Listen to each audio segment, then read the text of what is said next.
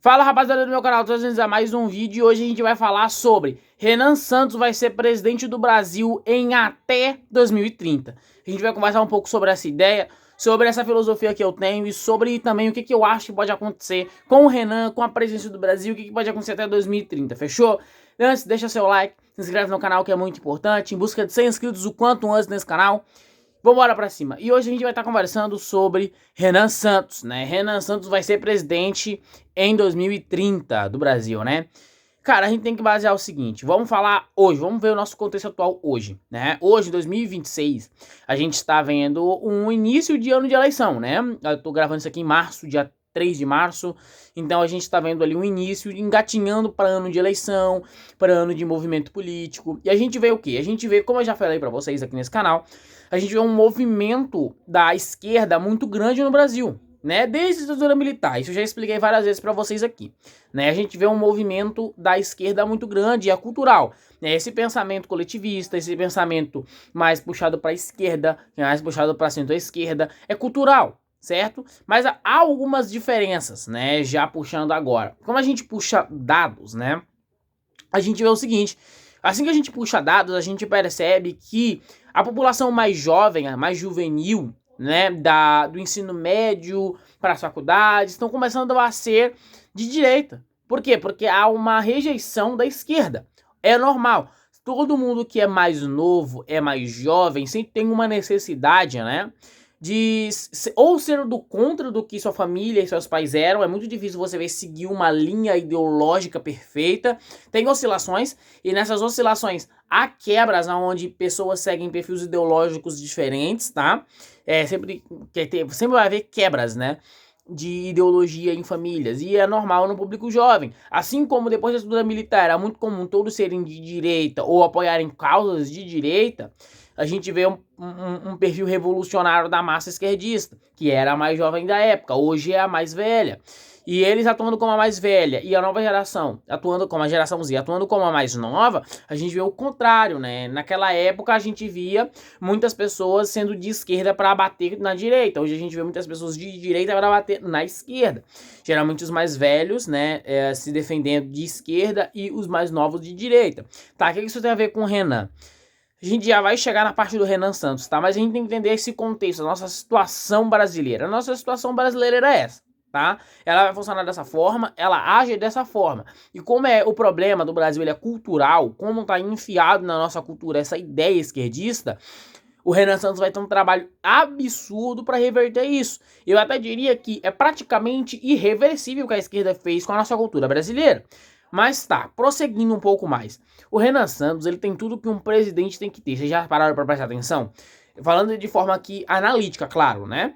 A gente vê que ele tem um plano de governo muito bom. A gente vê que ele tem um plano para acabar com as favelas muito bom também. O que me encanta muito nele é o plano econômico de segurar os gastos. A mesma coisa que o Milei fez na Argentina, o Renan Santos quer fazer, né, aqui no Brasil, que é segurar gastos, que é segurar o máximo possível para controlar a nossa economia, para ela não vir a quebrar, para a gente não vir a dever muito mais, e etc, e etc, etc.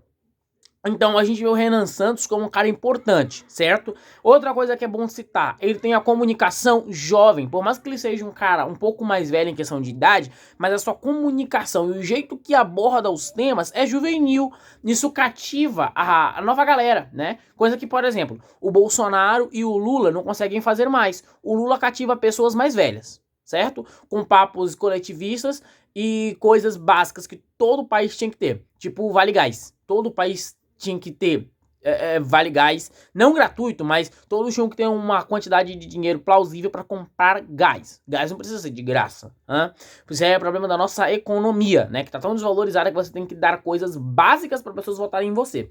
Mas assim, o Lula, ele conversa com o público mais jovem hoje. Com o público mais velho, perdão. O Lula conversa com o público mais velho hoje, né? O Bolsonaro. Hoje o Bolsonaro foi nerfado pela mídia, né? Ele hoje, politicamente falando, ele não existe mais. O Bolsonaro, ele existe como uma imagem que foi presidente do Brasil. Hoje o Bolsonaro, ele tá fora de cogitação, né? Se você falar Bolsonaro para 2026, você tá de sacanagem, né? O Bolsonaro, ele foi acabado pela mídia. A mídia acabou com o Bolsonaro. De todas as formas possíveis, a Globo, Foro de São Paulo, tudo. A mídia destruiu o cara.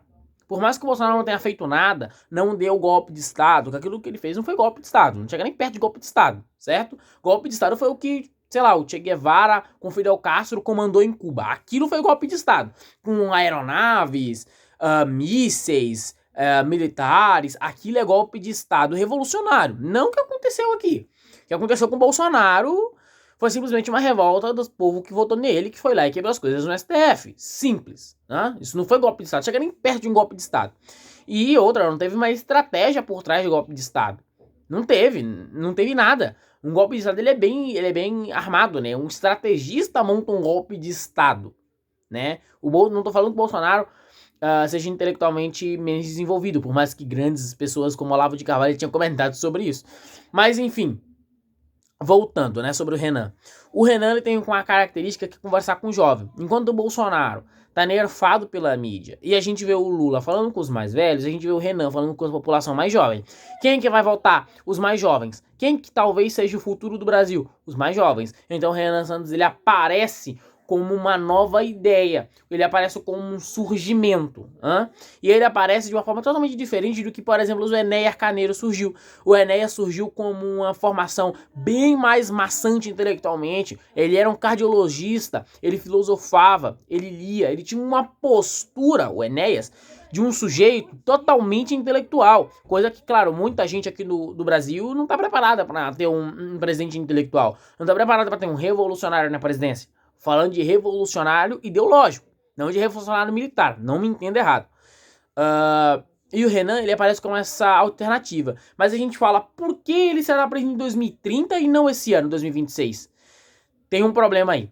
Como o Brasil, ele tem essa questão cultural que eu já expliquei pra vocês, que o PT está enraizado na nossa cultura, tem um problema, né? Enquanto o PT está enraizado na nossa cultura e muitos dos mais velhos ainda vão votar, e a gente pode ver do outro lado da moeda da direita, a direita tá crescendo, mas engatinhando com passe de gatinho, bem leve, sabe? Sabe, passos bem pequenos, aqueles passos que caminham parece que não tá andando, tipo aquela senhora que caminha na sua frente no meio da rua, exatamente.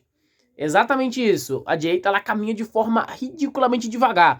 Não acontece revolução, a gente não tem um líder pré-estabelecido como a esquerda tem. A esquerda tem Jones Manuel, por exemplo. Não tô falando aqui que Jones Manuel é um grande de um líder, tá? Tô falando aqui que Jones Manuel, ele é um sujeito que a longo prazo, se ninguém fazer revolução na direita, se não aparecer ninguém como grande líder da direita, sabe o que vai acontecer? Jones Manuel vai ser presidente em 2030. É muito assim, plausível que isso aconteça. Por quê? Porque não tem com quem rivalizar. Vai ficar um bloco de esquerda aqui e um bloco menor de direita aqui.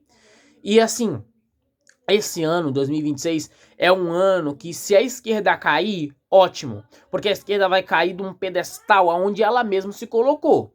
Que é essa questão cultural, que os comunistas, etc, etc. Certo? A gente vai ter, assim, um salto absurdo. Mas se a esquerda ganha 2026, certo? Se a esquerda ganha com Lula ou com qualquer outra pessoa, a gente pode ver uma continuação quase fiel e irreversível da ideologia cultural do Brasil, com a esquerda. A gente já pode ver que a esquerda não deu certo. A esquerda hoje, ela administra muito mal o setor econômico. A economia do Brasil hoje, ela é pior do que na época do Bolsonaro da pandemia.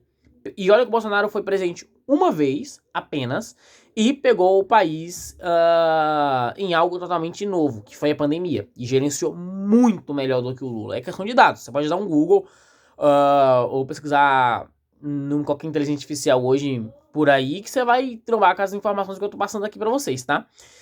Bom, e essa questão vai peitar o Renan Santos. Vai acontecer, talvez, quem sabe, dele conseguir 4% de votos, 6%, talvez num sonho muito grande, 13%, né? Mas muito difícil dele acabar peitando Flávio Bolsonaro e Lula. Porque falando Bolsonaro e Lula é os camas, né? São os maiores, os colossais aqui, né? A esquerda com Lula, os comunistas não estão com Lula, né? E a direita tradicional, a direita conservadora, ela tá com Flávio Bolsonaro. Os tão polarizados, né? O Renan Santos, ele tá aqui embaixo, certo? O crescimento do Renan pra esse ano, ele tem que ser absurdo, ele tem que ser astronoso, né? Ele tem que fazer um salto absurdo para conseguir peitar as duas ideologias aqui. Vale lembrar que o Partido Missão, ele atacou Bolsonaro, ele já atacou o PL e já atacou o Lula. Ele já fez ataque aos dois lados. Então a gente pode ver que o Partido Missão, o MBL, ele aparece como uma nova direita. Ou seja, o caso o MBL suba, ele não vai subir para a direita, vai se juntar aqui. Não, vai ficar 3 polos. Então a gente vai ter o MBL no meio, a esquerda na esquerda e a direita na direita. E o MBL, essa questão do MBL ter criticado os dois lados, é um pouco arriscada, mas eu diria também que é um pouco de política moderna. Porque eles não quiseram se juntar com a direita, né? Por mais do retrocesso histórico, onde o MBL onde o MBL, né, foi, de certa forma, ajudado pelo Bolsonaro, ajudado pelo PL a crescer, já que tem fotos e vídeos, né, dos integrantes do MBL na casa com o Bolsonaro, e tempos depois, né, eles falando que agora não precisavam mais do Bolsonaro e tacando pilha no Bolsonaro. A questão do Lula também, eles criticam o Lula muito, né, em questão de corrupto e etc. E, bom, tudo isso é polarização, né, que vai deixar eles numa linha única. Assim, é meio arriscado porque você pode conseguir a rejeição dos dois lados. Você pode ser rejeitado pela direita, você pode ser rejeitado pela esquerda, entendeu? Aí fica só o centro, que é rejeitado pelos dois. Então você não tem apoio de ninguém. Mas também é revolucionário, porque a gente vai ter assim, um lado que não se identifica nem com esquerda nem com direita. E vai ver o Partido Missão como o centro, o meio, a nova direita.